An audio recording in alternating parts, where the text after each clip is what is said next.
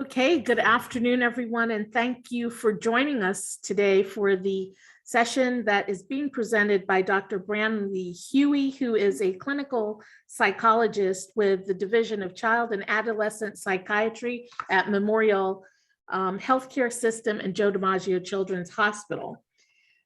This afternoon, she is going to address the effects of COVID on the school-age population, and the idea, when we think about everything that has happened with the pandemic, this has extended far beyond the impact of the bodily health of the disease due to the virus. It has impacted an entire generation of children in ways which are still not identified. And through this session, you're going to learn how to identify the signs of social anxiety and depression, how to discuss mental health with peers and caregivers, how COVID has impacted the emotional, mental, and physical health of children, and the adverse effects of socialization due to virtual learning, and finally, some of the coping techniques. I hope that everyone comes prepared with some great questions. Dr. Huey, we're very fortunate to have her. She is an expert in what she does, and we're just happy to have everyone join us. I would now like to introduce Jillian Smith, who is our CEO at SOS Children's Villages, as she shares a little bit about our program, as well as what we have done with our children over the past, well, going on now into our second year, but the past year and a half through COVID. So Jillian. Thank you, Dawn. Good afternoon, or almost afternoon, everybody. Thank you so much for joining us today. This is such a special opportunity for us to have Dr. Huey and share this presentation with all of you. As Dawn mentioned, I have the honor and privilege of serving as the CEO at SOS Children's Villages, Florida. We are a foster care community up in the Coconut Creek area. And we have a community, a neighborhood of 13 homes, and we are providing care for children who are in the foster care system in Broward County. And our main focus is keeping sibling groups together. So as you can imagine, the past year and a half has been challenging, obviously for all of us, but for us at SOS Children's Village, with approximately 50 to 60 children living on our campus on any given day, it has been an extremely challenging time. Our foster homes have anywhere between 4 and 6 children in them, and our foster parents, who are the most amazing individuals, had these children home, as you know, many of us as parents did for quite some time. And we had to adapt pretty quickly to COVID and provide virtual learning opportunities. Again, not unique to parents overall. We had to also make sure that we had other supports in place for our children, including tutoring. So we were not only doing school virtually, but we were also doing tutoring services for our children virtually. Many of our kids come to us with many different challenges, academically being one of the largest challenges that they have.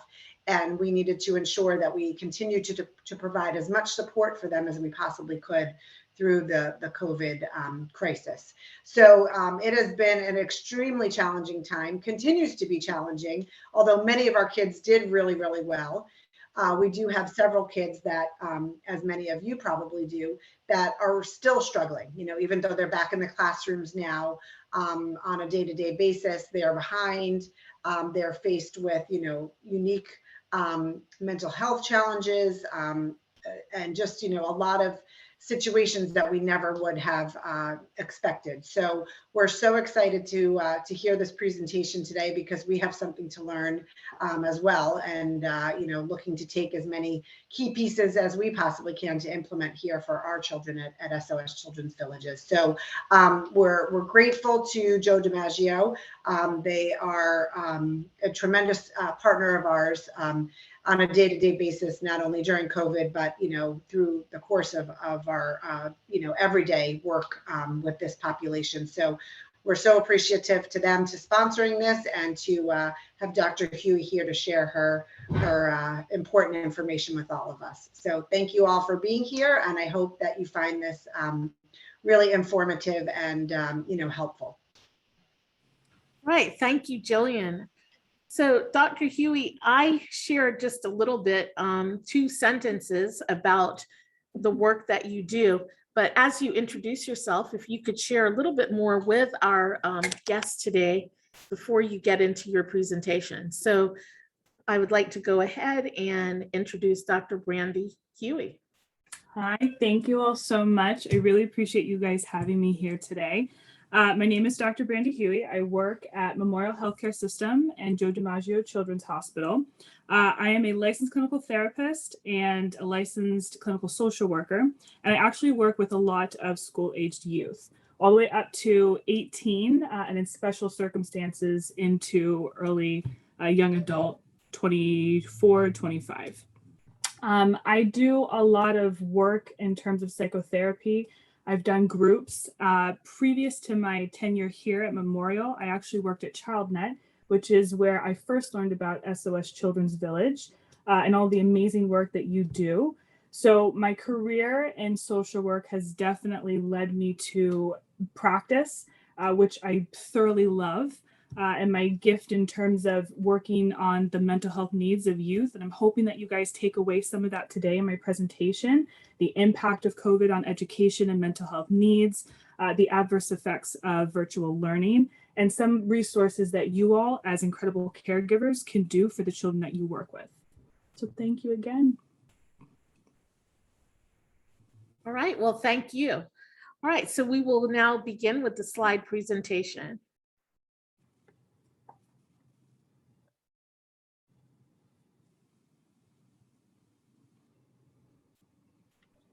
So like I mentioned, some of the takeaways that I wanted you all to have from this presentation is to better understand how COVID has impacted the education and mental health needs of youth, know the adverse effects and implications of virtual learning and how difficult it's been, and to identify solutions as caregivers that you guys can use to support youth both academically and emotionally.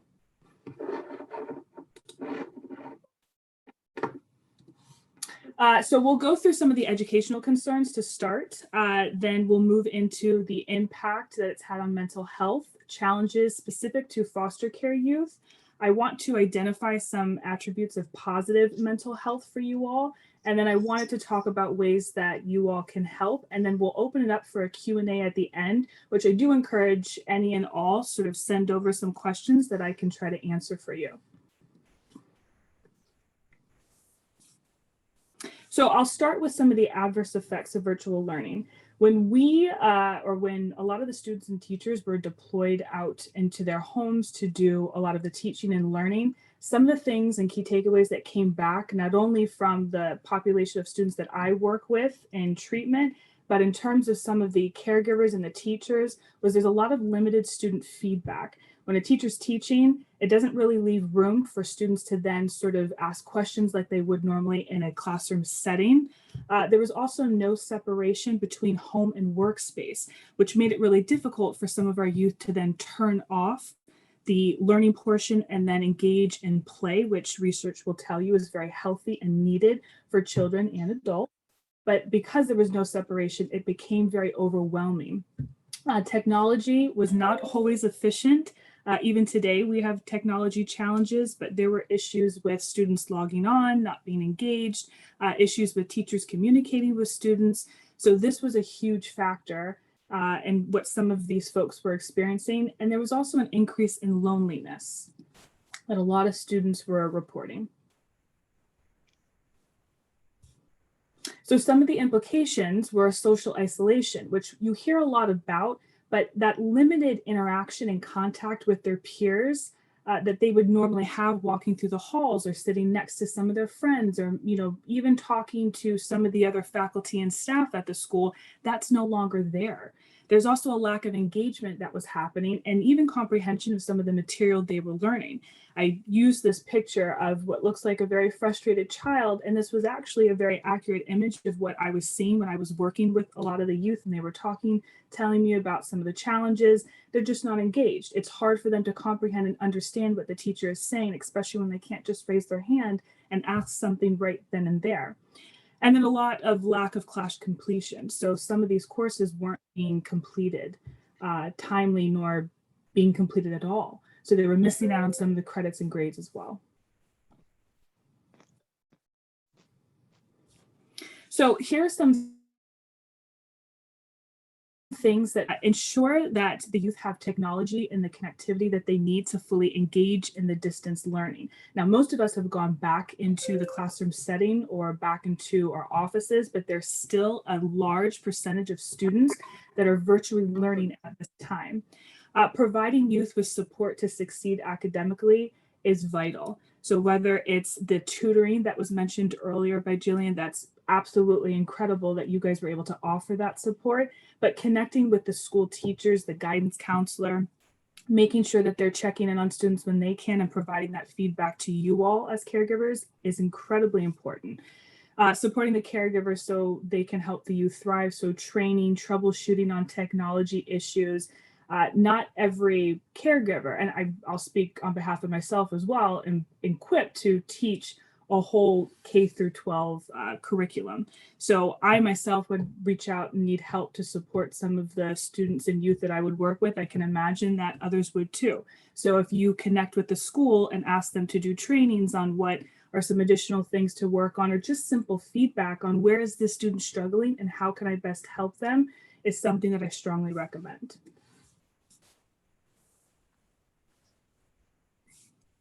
So in terms of the mental health impact of COVID-19, UNICEF did a survey in 2020 and found that out of 8,444 youth, a staggering 27% reported feeling more anxious, 15 reported feeling more depressed, and 46 were less motivated to do usual activities, specifically when it came to school. They were also missing out on a lot of the clubs and organizations that youth would be able to attend had they been in person. One quote that particularly stuck out to me that I wanted to share was a young lady had mentioned, I try to distract myself with drawing or binging a series, but I don't recognize myself anymore. And that's hard when you hear that from a youth saying, I don't even know who's looking back at me in the mirror anymore. This pandemic has definitely impacted how youth are seeing themselves. It has increased how they're comparing themselves. There's been more body image issues that have been reported. So it's been very, very challenging. Some of the physical challenges are 73% felt that the need to ask for help with their physical health and well-being, but 40% actually didn't. There was also a decrease in medication adherence that we found, particularly in our office, because there was not as much follow-through and encouragement, or even caregivers that were there to then help and say, okay, well, make sure that you take it at this time, or the youth just didn't want to take it at all. So there was a decrease in that. There was also a decline in routines and habits, and a lot of psychosomatic pain was being reported. So we would get complaints of headaches, tummy aches, and a lot of that was correlated to anxiety.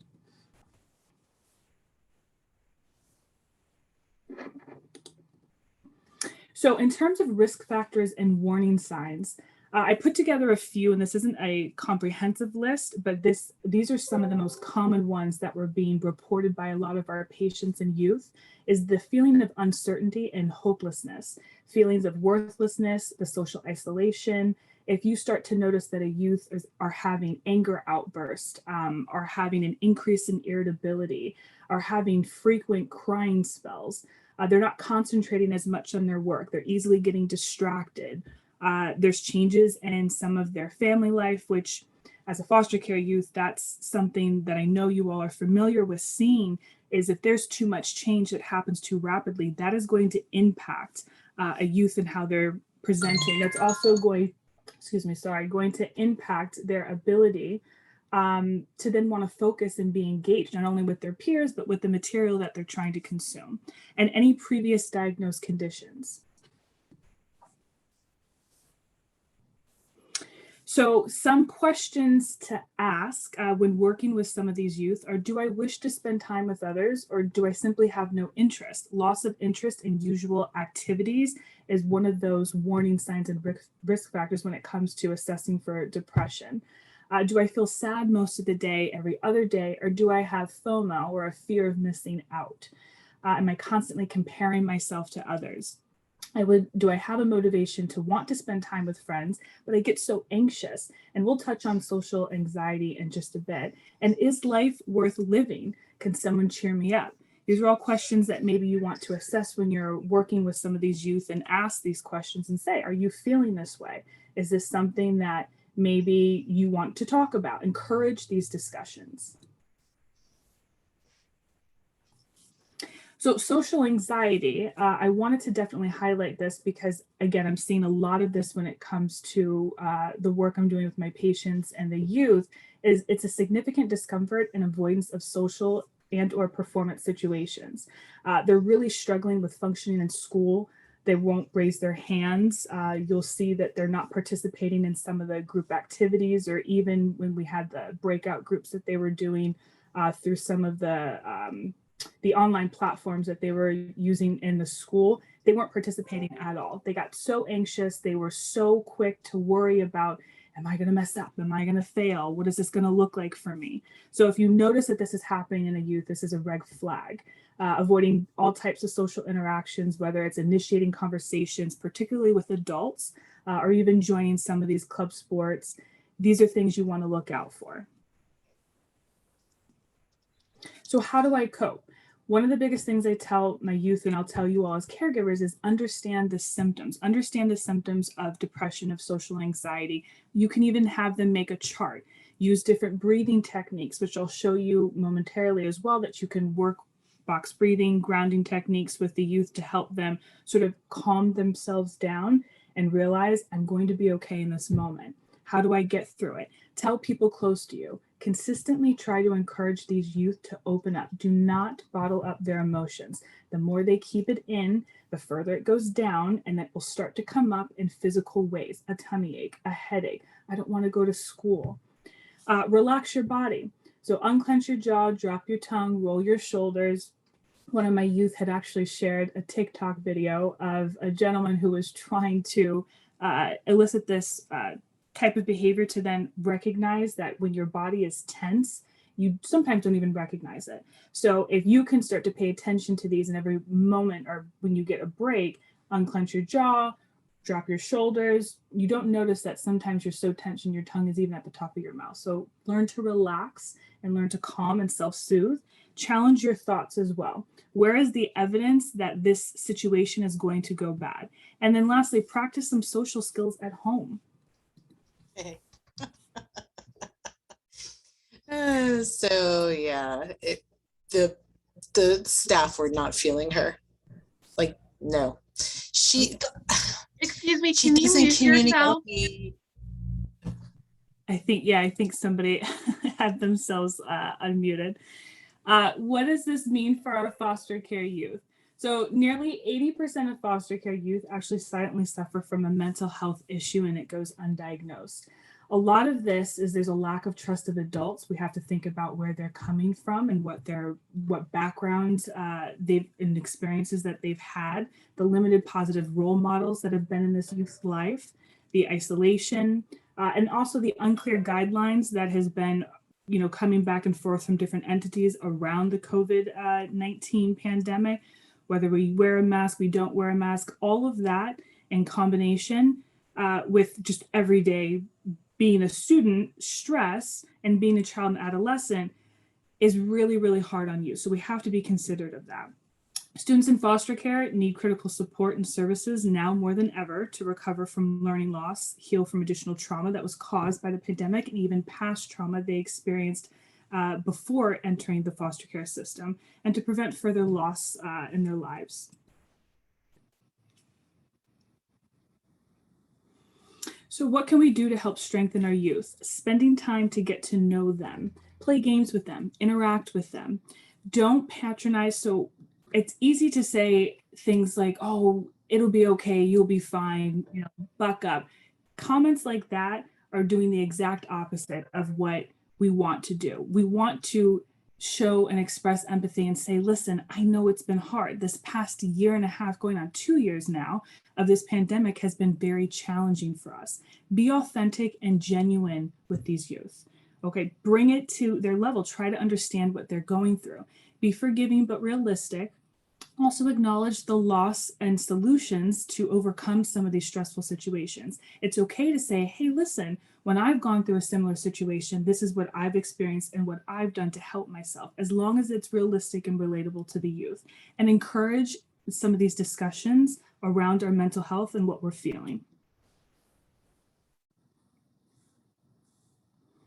So I wanted to point out to you all what positive mental health would look like. So it's the presence of positive emotions and good functioning in both individual and social environments. It's how we think, we feel, we act. So feeling positive emotions like optimism, happiness, love, compassion, joy, setting goals, having confidence in new situations, avoiding self-blame, and having good self-esteem are all attributes of positive mental health. Now, that's not to say that we're going to feel this all the time consistently. We will have some of our bad days. Life is a roller coaster. But in general, what we want to try to demonstrate and encourage in our youth and amongst our caregivers as well is some of these: having an opportunity to experience joy, and encouraging activities that promote goal setting, and encouraging self-confidence. So some ideas that I had in terms of how we can help from a parent and caregiver standpoint is, first and foremost, know the signs and symptoms. Create a safe space for self-expression. But I came up with an acronym in working with the child and adolescents in my practice that was really helpful in working with parents and caregivers to remind them how to engage with youth when they're going through stressful situations like this, because sometimes it could be very easy to get very frustrated and overwhelmed.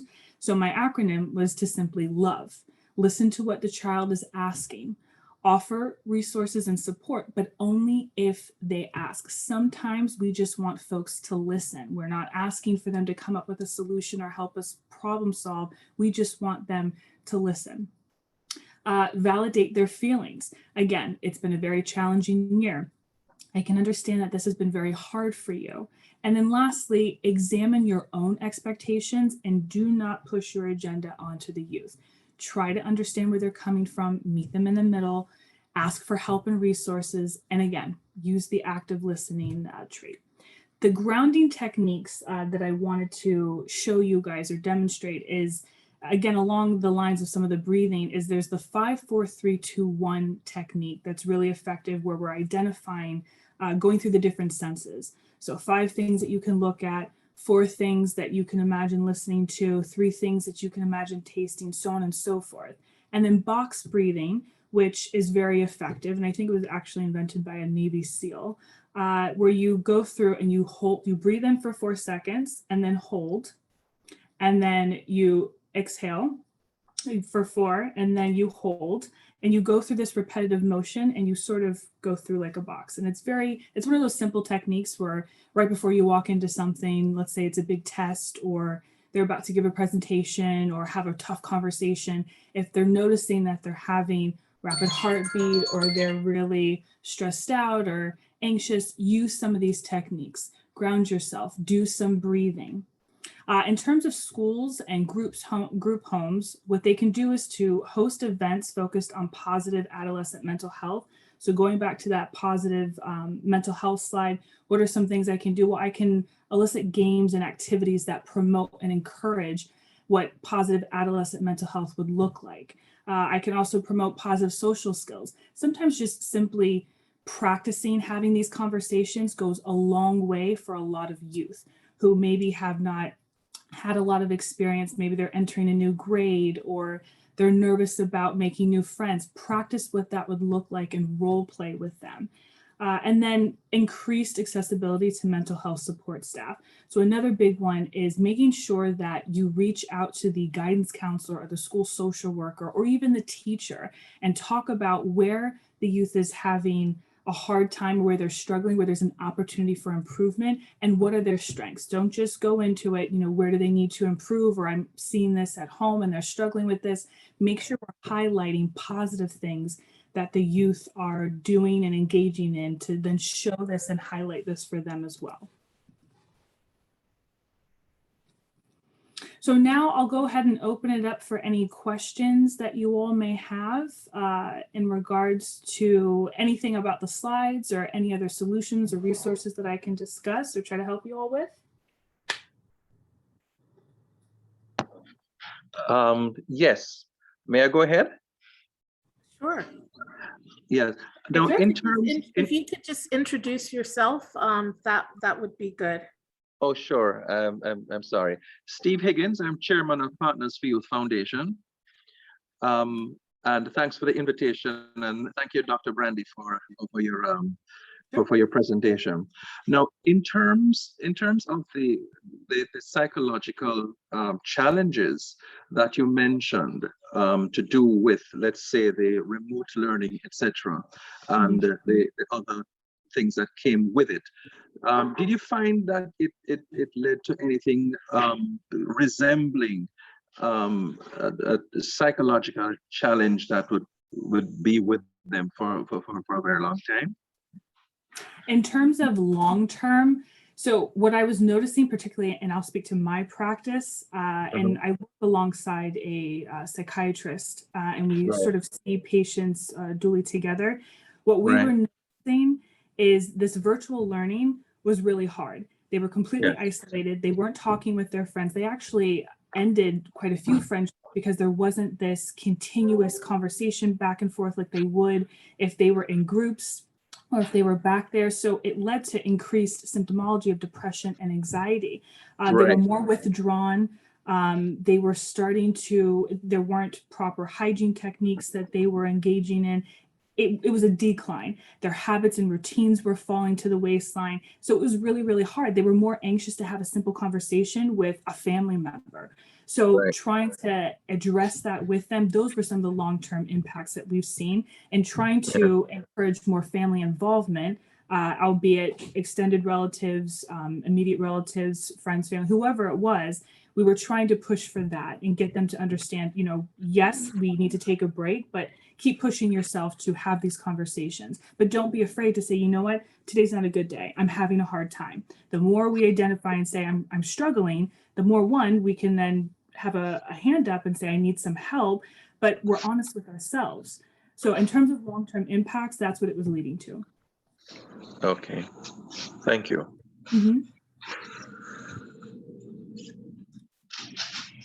While others are getting some of their questions together, something came through. You mentioned that play was very important, that play is very important in the development of a child. Can you share a little bit on how a child who's missed this opportunity during COVID, how do they catch up? And if you could even go a little bit further to explain the difference between a child who is an extrovert and how they manage throughout not having the opportunity to play, and versus an introverted child. So play is important even through adulthood. I'll start with that. So I play. I'll engage in games and activities and do things for myself. And I encourage this amongst friends and family as well, not just for children. While it's essential for children and it should be continuously promoted. It's something that we need to do throughout all of our lives. When it comes to what one would call an extrovert and an introvert, I'll use a personal story. So I'm considered an introvert. So I'm not as outspoken and don't readily, walk up and volunteer for certain things. I'm more wanting to do things independently, but that's still important whether you're an extrovert or an introvert. Extrovert meaning someone who's a little bit more outgoing, who can walk in and say, okay, let's do this and sort of take charge.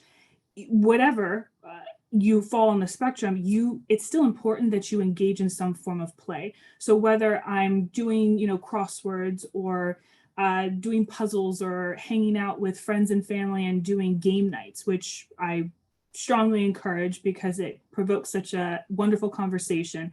Play is important across the spectrum. So get to know the youth and what their personality is like, get to know their likes, their dislikes, and encourage that, encourage activity, whether they want to do it independently and alone, or they would rather small groups and maybe they're not okay with being in a big, large setting with multiple people. That's okay. I wouldn't push them to do that if they're not comfortable, because then you're going to do the exact opposite. But you do want to encourage opportunities for play across the board.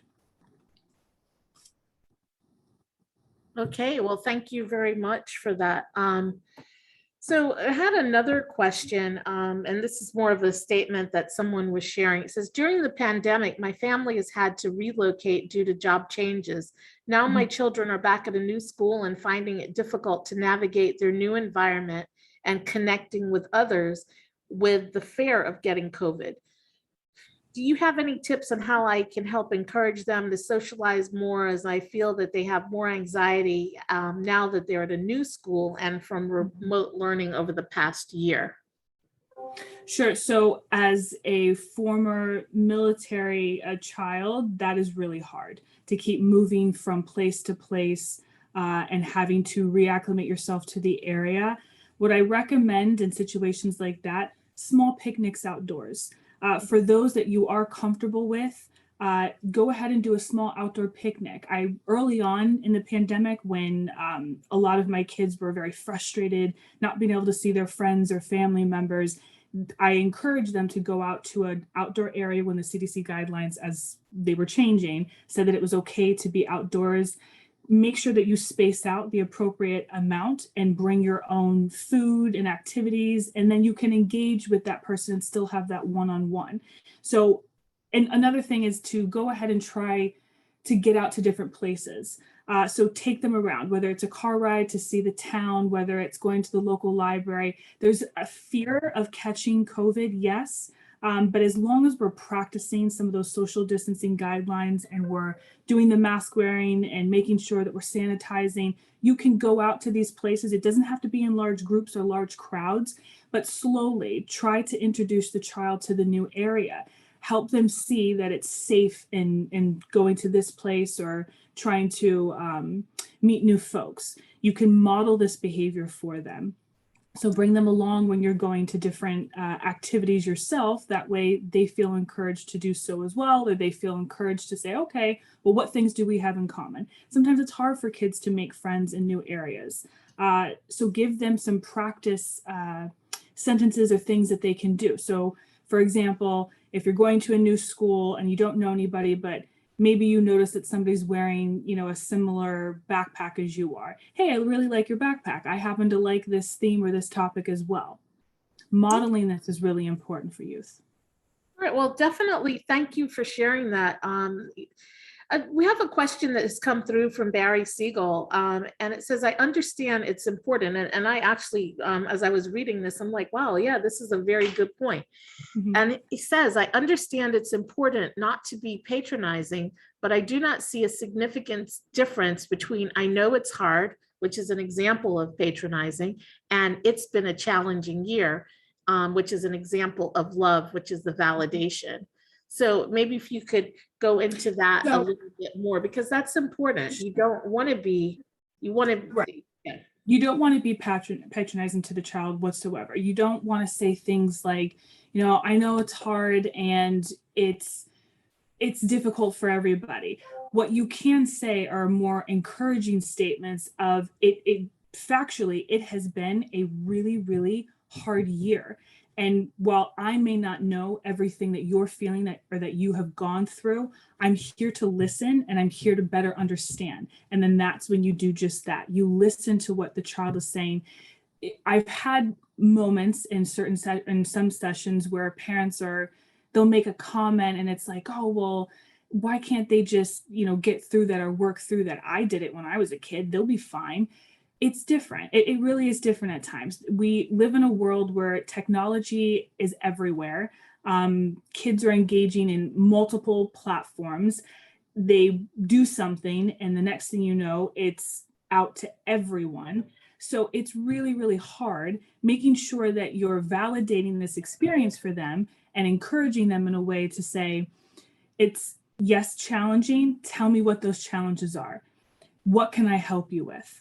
Don't say things like, yeah, it's tough. I had it when I was tough when I was your age too.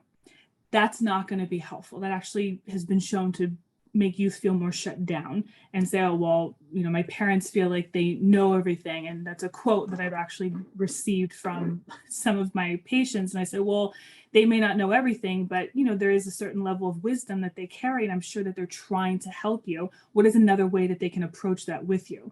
Well, don't tell me that, I know exactly what you're feeling or what you're going through. I've done it too.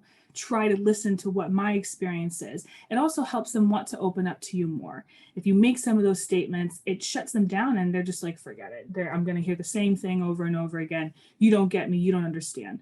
Actually, you do understand. Not in the same exact way, but you can relate to your children by letting them know, yes, I'm here. I want to listen. I want to know what the dilemma was between this person and that, or what you struggled with so much. Please tell me, let me know. And then you have to listen. Don't try to one up. Don't try to always use examples. Sometimes they just want you to listen. Okay. Well, thank you. Thank you for sharing that. We have a message, also a question in from Amara, and I hope I'm pronouncing it correctly. And the question is, what is your opinion about the mask at school limiting friendships in young children due to them being unable to see all that nonverbal communication? How do we foster and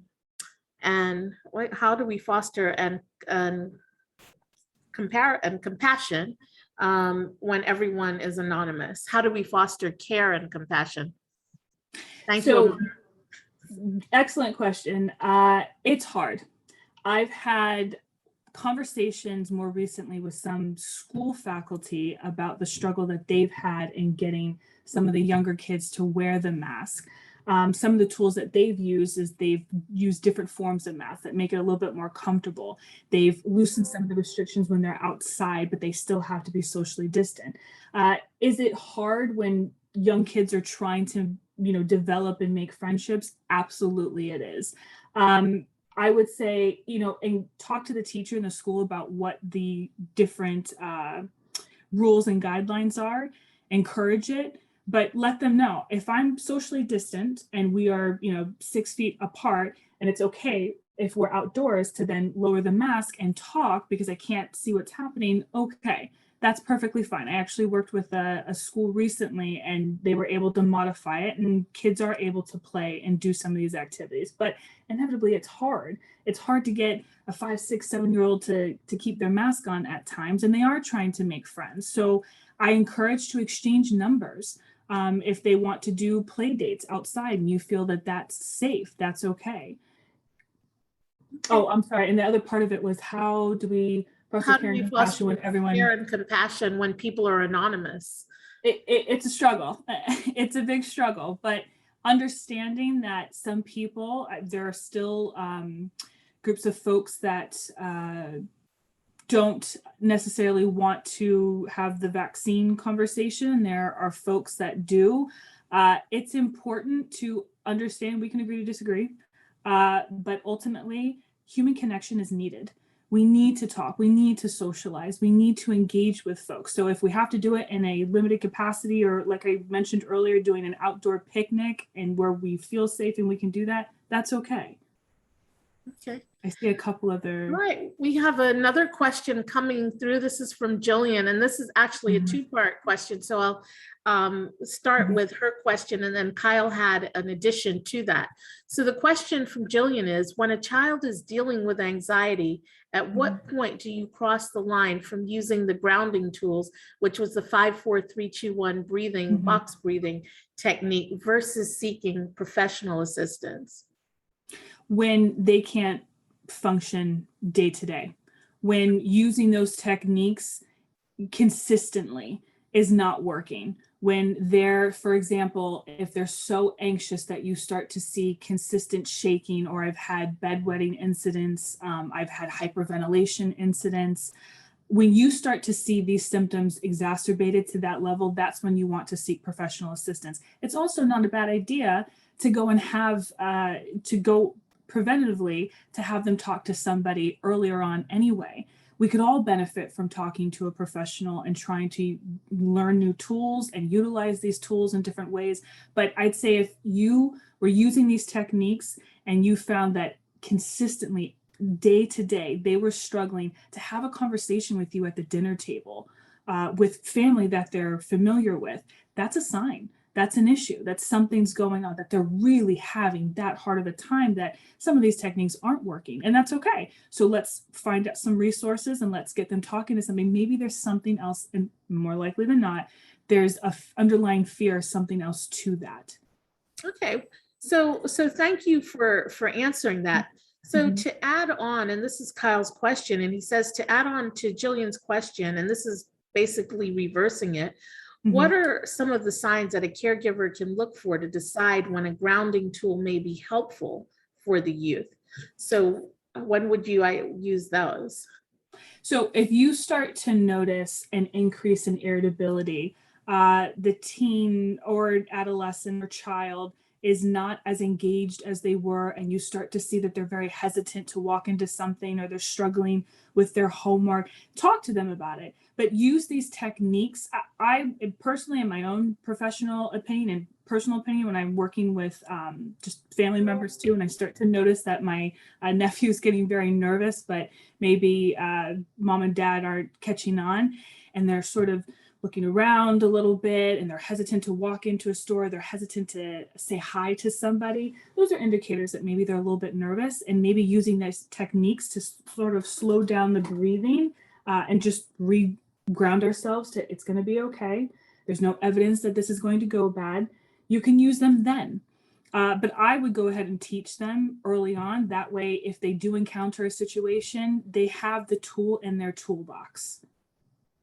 Okay. All right, well, thank you for answering that. Another question that we have is, I have a child under the age of 5. Although my older children will be able to get the vaccine, I'm cautious to allow them to go to social settings in fear that they might pass COVID on to my youngest. I don't want them to feel isolated, and I'm unsure how to move forward while protected my youngest from exposure. Do you have any recommendations for parents with children under 5? Sure. So this is a really, really excellent question. It is a fine line, because what you don't want to do is have there be built up resentment from the older kids that they can't do anything as a result of fear around potentially catch, or having the 5-year-old or younger child catch it. My recommendation is it's going to be your call, but don't limit some of those incidents. So let them log on to some of the online platforms and have FaceTime. Let them go out to outdoor activities where they're spaced out. Make sure that you're having these conversations with your family, though, about the importance of hand washing. Be honest and authentic and real with your older kids. Listen, your younger sibling can't get vaccinated right now, and it's a little bit dangerous. So maybe this particular event where there's going to be, over 30, 40, 60 people, I'm not so comfortable with. Can we compromise? And the other thing that you wanted to go to, maybe the mall with your friends or to this activity, will be okay with. So it's completely up to the parent, but I strongly recommend that you can play it case by case. Don't have the older kids completely isolated. Have a pod. Another thing that was really helpful early on in COVID that some of my patients and families still adhere to today is having these learning pods where they're, familiar with these group of folks that they feel comfortable with, and they'll play in these pods, but they'll also do their schooling in these pods. So it's, yes, you want to protect the younger sibling. And again, making sure that we're doing all the techniques, we're using the sanitizer, we're wearing our mask, let that be a requirement. If you want to do this activity, you've got to make sure that the mask is on, that when you come home, that you take off your clothes, you put them away, that you're making sure that you're sanitizing consistently. These are the rules, and these are what's going to help. That way you aren't feeling isolated and you're still able to hang out with friends, but at the same time, you're being cautious and careful of, bringing it home, potentially bringing it home, not only for your sibling, but I have a lot of patients who care for their parents. And so there are elderly folks that might be in the home that have lower immune systems and are more susceptible to catching it. Okay. Well, there seems to be a lot around socialization, and I have another question, and this is actually a question and a statement that I will share. And it says, many parents at my children's school have been scheduling play dates and birthday parties for their unvaccinated children. This is extremely concerning to me and my kids, who already feel isolated, having been schooled remotely for over a year and returning to school feeling like they don't have any friends. I have been declining these parties, citing prior obligation excuses rather than saying because of a level of discomfort due to COVID. My kids are getting extremely anxious and upset because they are concerned that if we keep declining these parties and play dates, eventually people will stop inviting us all together. So the question is, how do I balance allowing them to reconnect with friends in person outside of the school settings while still keeping them safe? And this speaks to the whole socialization of it. Mm-hmm. I mean, listen, socialization is extremely important. As human beings, we need to connect. It's innately a part of who we are. Again, it's going to be on a case-by-case basis, and it's going to be completely up to the parents. I don't want to sit on here and say, this is what you need to do. What I recommend is that you pick and choose. So if there are certain events where you feel more comfortable, or there are guidelines, have house rules.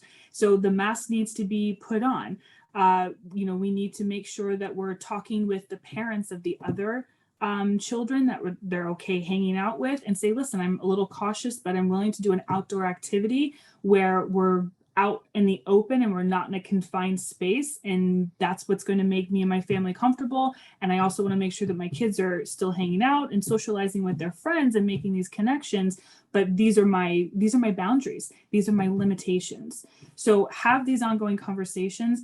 I think you mentioned in the question that they were using prior obligations as excuses. Yes. Look, be honest. Just be honest. I'm not comfortable. You don't have to be aggressive when you have these conversations, but it's important to let people know how you feel, because maybe they could do something in the next event that could cater to that. Maybe they could be more considerate and more mindful of what that could look like to include your child. But don't be afraid to express, listen, I'm feeling a little uneasy. You're having a gathering of 100 kids.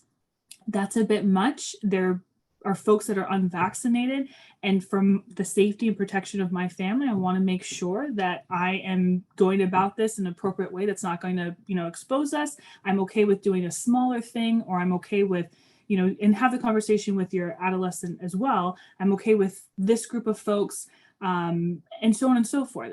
I want to limit telling people what they should and should not do, but I do recommend being authentic and honest and say, listen, I'm just not comfortable with this, but I am comfortable with this. There's a fine line, because you don't want to isolate your child and make them completely feel like, well, I can't have friends and my parents are going to say no to everything. Well, that's not true. This is why we're uncomfortable, and this is what we are okay with doing moving forward. So discuss this with your kids and with the kids' family of people that you are within your group, within your circle. Okay. Well, thank you for sharing. We have, there's an opportunity for another question or so. If anyone has anything, I don't see anything coming up in the chat. So yeah, I don't see anything here. So what I would like to do then is thank you. Jillian's going to come on with a few closing remarks, but I really think that this is the word of 2020 was unprecedented. 2021, we talk about being fluid and flexible, but I think that this is an ongoing conversation because we don't know the impacts, but you've certainly opened up, shared a lot, created a lot of awareness. So thank you so much. We appreciate that. Jillian? Yes, I certainly really, Dr. Huey, appreciate your time and all the things that you shared with us. You know, I think that it is a continual learning process. Every day it seems like there's something new to be shared, and you know, our children are obviously suffering in many different ways. Not all children, but a lot of children. And I think it's so important for us to keep this on our radars, just because, you know, some things are getting back to normal. Everything is, you know, not, I don't even know what normal means anymore, but, you know, it's really important for us to pay extra attention to our children and make sure that as we continue to navigate these new waters, that we're aware and honest and open about, you know, what's going on and how they're feeling and what we can do to support them. Because at the end of the day, you know, we want to make sure that all of our kids, whether they're our, you know, biological kids or children in foster care or children in other, you know, challenging situations, that they have the supports and things that they need in order to be successful. So thank you so much. And I'm so appreciative to all of you who have joined us today. And certainly, if any of you have not been to SOS, I always like to extend an invitation out. We are slowly getting back to some of the things that we used to do and having people visit our campus. So certainly, if you want to learn more about who we are and what we do, I invite you to reach out to any of us. And we'd certainly love to get you set up with that. So thanks so much. Thank you, Jillian. All right, before we leave, Dr. Huey, is there anything that you would like to share with the group? No, I think that was it. I really appreciate you guys having me here, and I appreciate the questions. I shared some resources with some of the staff to then share with your caregivers and your staff and to the community if they are searching for any resources, albeit direct care or some, you know, additional things to help, whether identifying different techniques for kids, age ranges. There's a link that I had sent for a memorial. But thank you so much. I appreciate you guys having me. And we will send that out as a follow-up to everyone who'd registered. So thank you. All right, everyone, have a good afternoon and take good care. Again, Dr. Huey, thank you. Thank you so much, guys. Bye.